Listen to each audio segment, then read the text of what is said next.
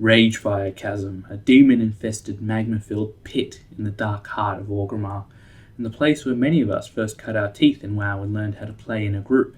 In this episode of Warcraft Space and Story, we're going to talk about how game design and lore can come together and lie to you, create feelings and memories that aren't mechanically true. I always think it's best to put ourselves in the shoes of players encountering these spaces for the first time, so to understand the story of Ragefire Chasm, we must first understand the story that began here. For those of you who have never rolled an Orc or pre-Cataclysm Troll character, this is the Den, their starting zone. And while you start off in the Den killing boars, collecting apples and smacking peons, towards the end of the area you're tasked to explore a cave filled with imps and Searing Blade cultists. The Searing Blade being a derivative of the Burning Blade clan we encounter on Draenor.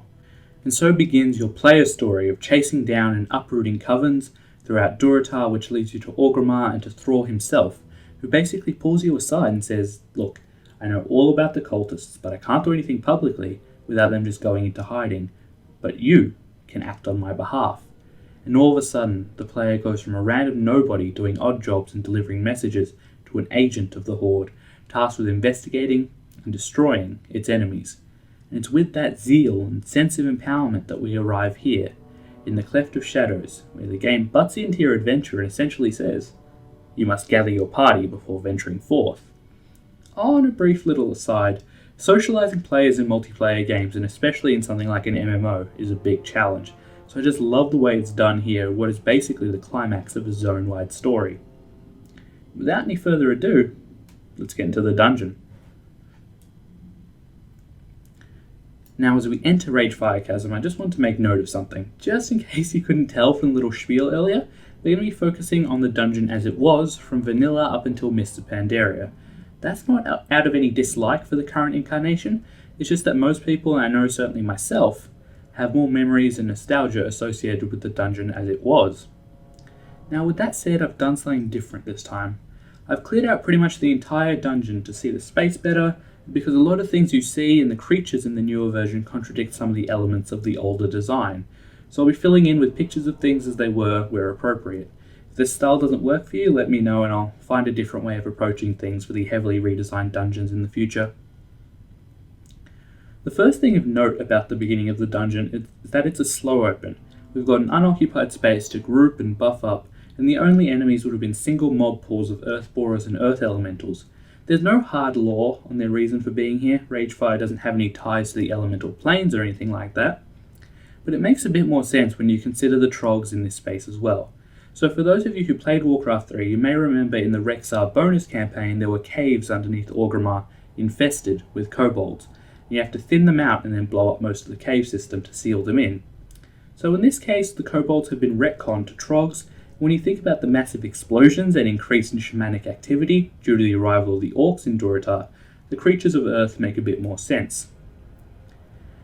Now, as we come down this ramp, we get a really good look at these natural gates, as I suppose a term for them, that look like an open maw. So in comparison to Moradon from last episode, or a lot of dungeons really, there's fairly little in the way of fancy visual tricks in Ragefire Chasm, but these gates are used quite distinctly to show progress throughout the dungeon. For a clear example of that, straight after the gate here, we have a large gathering of trogs that necessitate AoE pulls. For many people, this would have been their first experience with something like this, but the game is there subconsciously to support them and make them feel comfortable, even while putting on a show of danger.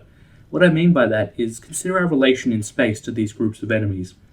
We have the high ground and get to look down on them and plan our approach, giving us the tactical and psychological advantage through just the use of space. And here we have Ogleflint.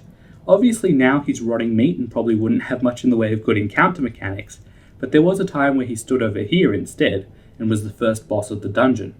So Ogleflint, prior to his Hound Food days, was the Trog chieftain in the area, and we can assume between Rexxar and a bunch of cultists moving in, he wasn't exactly a happy camper and was trying to gather his brethren and take back their home. And then up through a little semi-hidden path here, we have the way to the completion of the Lost Satchel quest, where we get to see the end result of the Tauren attempting to negotiate with the Trogs, aka them having murdered their messenger. So it pushes the idea of them as a barbarous and semi-intelligent species, But what's also cool about this spot is this little jump here, which allows us to loop back to where we fought Ogleflint and keep moving from there, which is awesome in terms of not breaking the flow of the dungeon, but unfortunately it's far faster to just turn around and go back the way you came. Once more, we pass through a set of gates, only this time we're ascending and our view of what's ahead is obscured. Subconsciously, things are getting more dangerous. As we round the corner, we see these spikes. They absolutely match the hellish fire and brimstone aesthetic of the dungeon, but at the same time, they're different enough that I think they're there to mark out the final major change of the space, from dealing with the vestiges of old problems in the trogs to tackling the real reason we came here in the first place, the Searing Blade. So what's now a large empty cavern was at one point a really powerful challenge to the player. In terms of space, this is the closest we've been to the magma. At all other times throughout the dungeon, it's been around us or we've been walled off from it, but now the floor is genuinely lava. This spot is also where we track the demons and cultists to. What I think is the most important thing about these guys is that they look just like you. Obviously, if your player's not an orc, then it seems like a bit of a stretch. But what I mean by that is that they're no better equipped than the player. If you're using a circular bit of wood for a shield and a rock on a stick for a mace, so are they. It's all about that balance of danger and approachability that's just so prevalent throughout this dungeon. And on this raised centre platform, we would have encountered Taragaman, the Hungerer, a giant Felguard. Felguards are a sort of middle-of-the-road demon, certainly powerful and clever enough, but of the species of demon able to think and reason in the Burning Legion, they tend to be on the lower rungs. So even though Taragaman is the leader of the Searing Blade and styles himself as such, he's not really the brains of the operation, more the strongman puppet, in a way that really closely mirrors Blackhand and Gul'dan in the Shadow Council way back in Warcraft 1.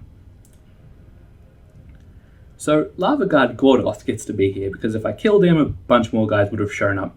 But originally in this space there was a large number of warlocks and their leader Jurgosh the Invoker. Jurgosh's story is that he's the orc leader of the Searing Blade and is in a way the big fish in a small pond. He should by all rights be part of the Burning Blade clan and thus the Shadow Council. In fact, part of the player's espionage on Thrall's behalf is to pretend to send a message to that effect. Instead we kill him. The final boss of Ragefire Chasm is the Satyr Bazelon, and he can be found at the end of a small hidden path, similar to the one which led to the Lost Satchel quest. He's also interestingly the only boss that's hidden from the player's view by these tall rocks, and that sort of reflects his role as effectively the Searing Blade's spy master. From his shadowed perch he watches over Jurgosh's warlocks and Taragaman's enforcers, and safeguards the Searing Blade's interests.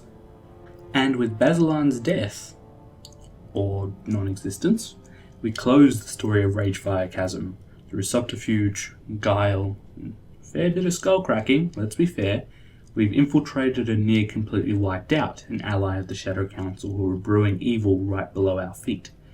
And simultaneously, we relied on other players for the first time. We talked to them, and we set the precedent for adventuring alongside them.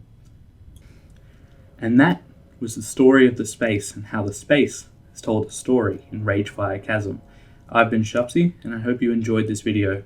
If you did, please like this video and feel free to subscribe. There's still a fair few more tools and programs I want to get familiar with to really polish this series up, but I'm currently looking at doing one of these every 2 weeks or so, and have a few places in mind to go to next currently. But if there's somewhere you guys really want to see covered, please let me know. All that's left to say is thank you. Thank you so much for your time.